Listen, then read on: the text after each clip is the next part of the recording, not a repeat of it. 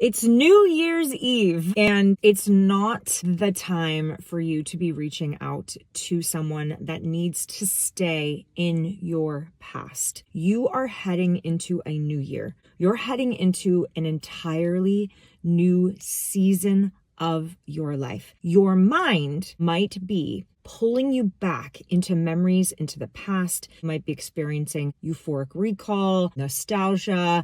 Maybe you're lonely because you don't have a date for tonight, or you don't have anywhere to go, or you're still stuck in what you wish would have happened between you and this person. I get all of that. It's completely understandable. But what I want you to understand as well is that you are being called into a new level of yourself, a new season of yourself. Life is beckoning you to step into the next season of your life. And there's going to be a war almost between what life is wanting to pull you toward and what your mind is going to want to keep you stuck in. Keep you stuck in old beliefs, keep you stuck in old patterns. And for some people, they stay stuck for years and decades, but not you, because you landed on this video. And so I want you to give yourself a giant big hug. And I want you to say to your brain, maybe you can do a little tapping, even though I really want to text or call this person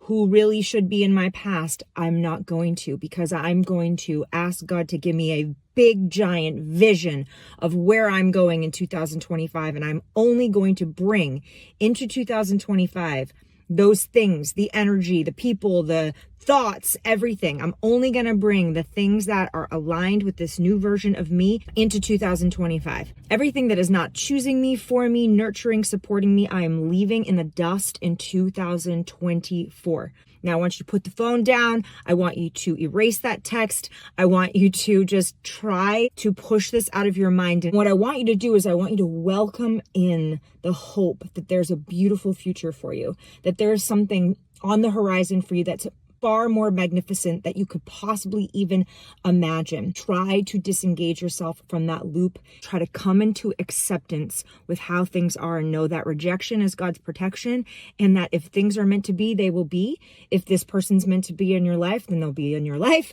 But what you get to do this New Year's Eve is you get to step into your power. You get to take charge of your life. You get to be a powerful creator of your life, and you get to say, I am only going to bring into 2025 that which chooses me, nurtures me, supports me, is for me. And if you're having a hard time sticking with no contact, I completely understand. And that is why I made an entire course with 17 modules and meditations and journaling prompts and all kinds of things to explain things like euphoric recall and why we get pulled back into these patterns and how we can launch forward powerfully into the next version of ourselves. I struggled with going no contact. I struggled with getting pulled back into things over and over and over again. And I finally found freedom and broke free and stepped into this new version of myself. I've never been better in my life. I made a course to help people cut ties and break free. And so maybe this New Year's, you give yourself the gift of no contact. You give yourself the gift of empowering yourself and watch these modules as you snuggle up to the screen